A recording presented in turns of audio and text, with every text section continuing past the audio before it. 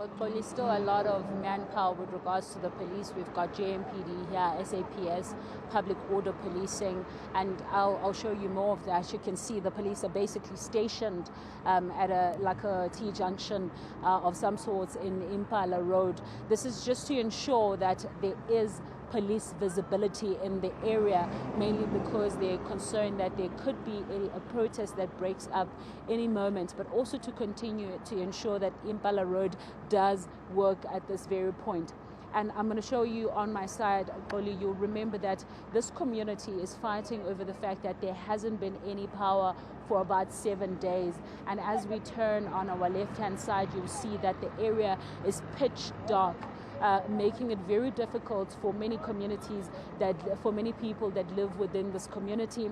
And in fact, a little earlier on when we spoke to them, they told us how this affects people, especially that are sick. And you'll remember that they're elderly, that will be using things like insulin. And they're saying that those people are affected because they need to refrigerate some of their medication, but that doesn't happen mainly because there isn't any power.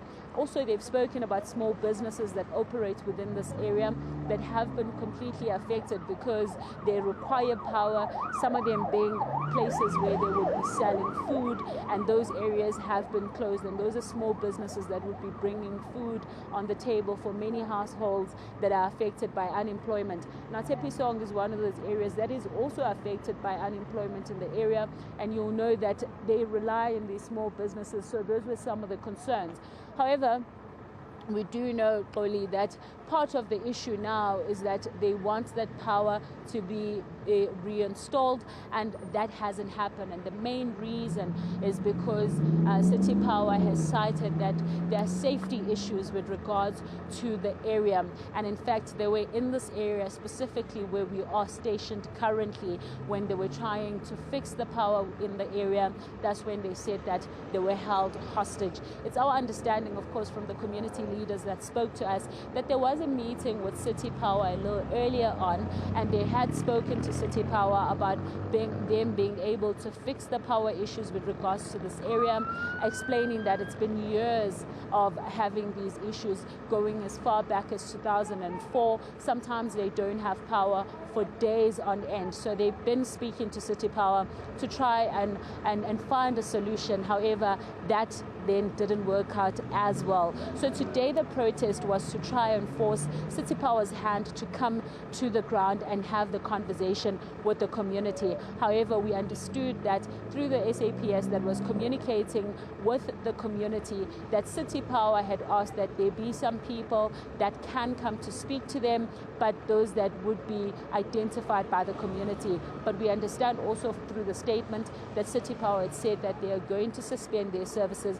because of the safety issues. And the community was basically arguing that if you've got this much security that's currently in the place, then why is it that they feel that they're unsafe in the area? So those were some of the reasons that they had put forward. However, that then escalated into them burning tires, closing roads to try and ensure that City Power comes on the ground, and that hasn't happened. And unfortunately for tonight, they're going to go to bed again without any electricity.